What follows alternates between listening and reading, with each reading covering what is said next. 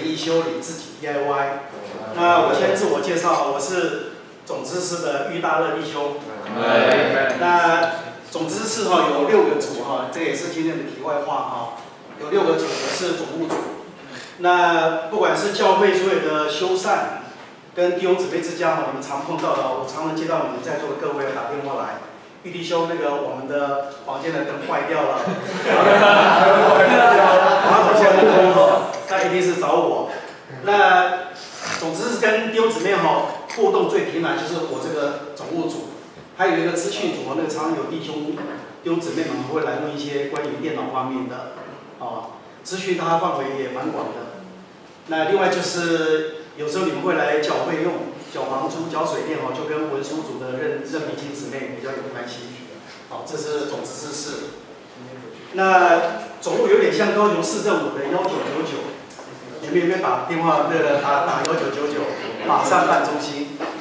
所以你们有时候打电话来说电灯坏了，马桶坏了，我这边其实也是一个发包中心，不是我负责维修。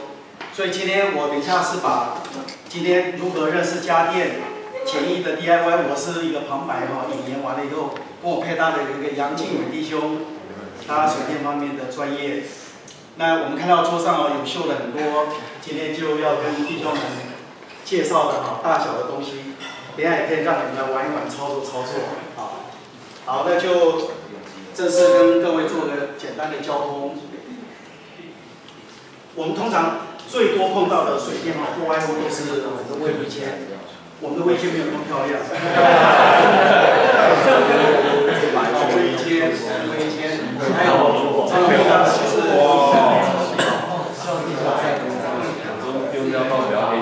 那这是我要交通的重要的点网络常常会有做这问卷，就是居家常常碰到的10大的问题。第一个就是电线走火。然后瓦斯炉爆炸，水塔干净，老鼠肆虐，滤水不完全，然后蟑螂、老鼠，地也是我们总之是常常碰到的，但这个不是今天我们要 DIY 要教的我们今天要教的都是比较简易的，所以通常就是我们自己不能 DIY 的，那就是有专业的弟兄们、专业的厂商来帮我做。蚂蚁入侵蚂蚁入侵。那首先就是交通关于电的问题，那为何会跳电？这个我想在你们房间里一定会常看得到。右边这个是烘碗机，你看两个微波炉，多种家电共用一个插座。弟兄们，这个操作正不正确？不正确。这个是不正确的操作。照刚刚那个操作的结果你看，插座，它等到开始溶解其实我们不会知道的，就是因为不当的操作会产生这种情形。那产生这种情形以后呢，你看为什么会产生这个情形？我两张图，左边那个房间空间凌乱，容易会有隐藏看不见的危机，比如说我们很多插座会造成电线走火。通常就是凌乱的空间就造成危机。那这个危机呢，就会产生下面的情形。你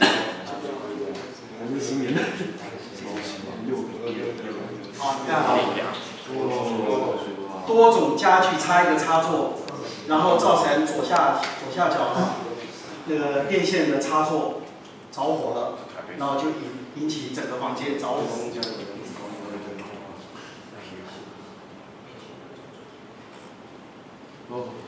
那会跳电的原因像有时候我们的电脑线，我们的其他家电的用具的线有时候这是看得到的断裂，有些线是断在里面，我们不知道。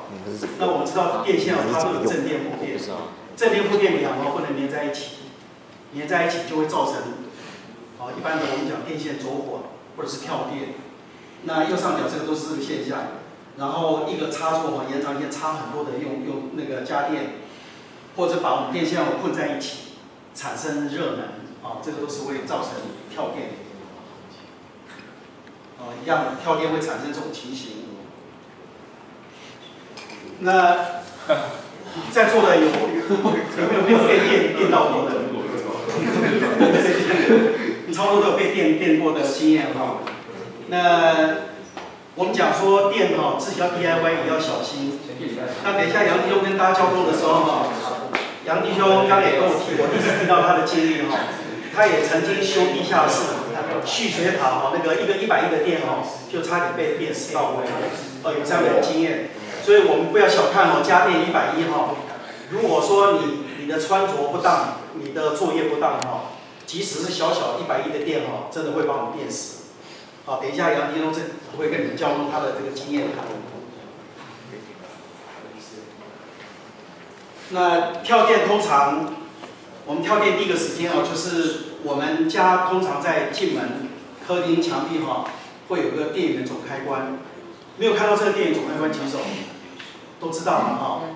那左边这个一般是比较大公司，好像教会我们的电源总开关哦就有这样的规模。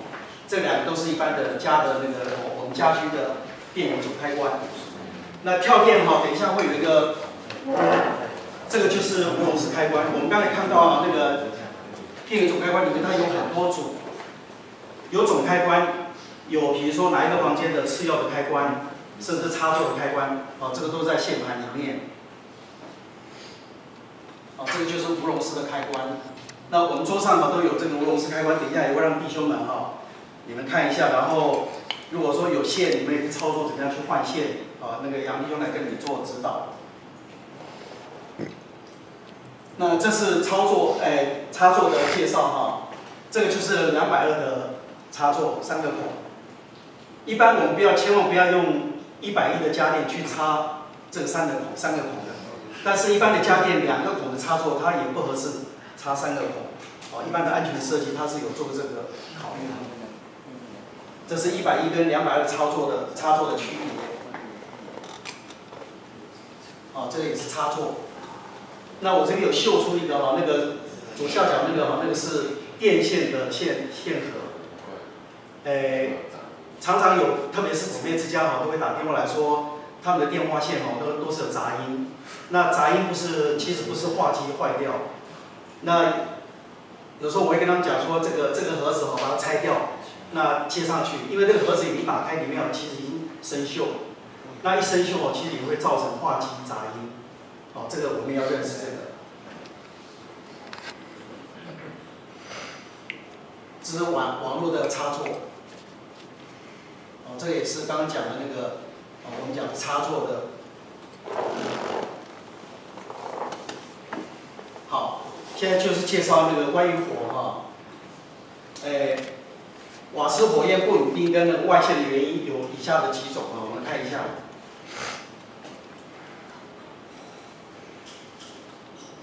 燃烧稳定，燃烧不稳定，然后有红火那为什么会产生这个情形？这也是我们如果说对瓦斯炉认识的话，我们也可以来排除这样的一个现象。我们左下角这个就是像高雄教会这边的厨房，我们这个叫快速炉。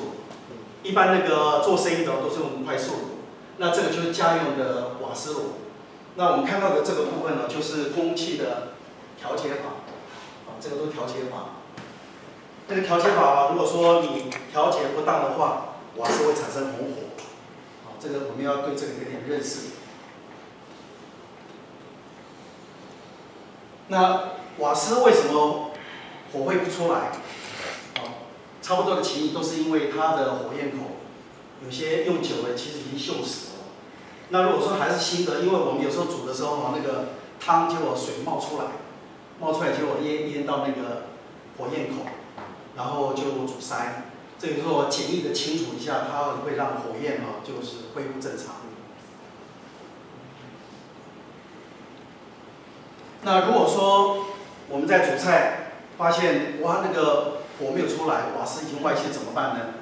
这个时候千万不要去开电风扇，要开送风机，因为如果说你的瓦斯已经弥漫了整个空间你电风扇一开，其实电风扇我们开的时候不知道里面其实有火花，你开就是瓦斯的起爆。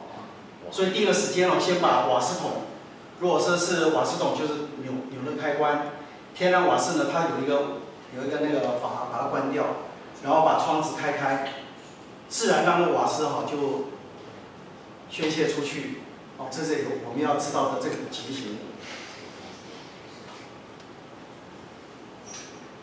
哦，这个像我们最近有发现一个也是厂商，那我们有时候就是说瓦斯没了，叫他送瓦斯，结果瓦斯都已经腐朽了，这个有时候也是造成危险的一个潜在的一个状况，所以我们对瓦斯桶的那个也要有基本的认识。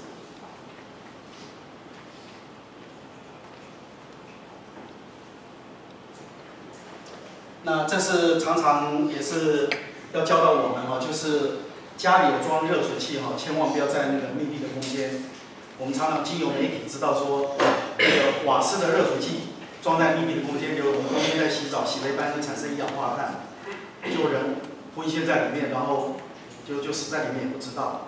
这是一个基本的常识。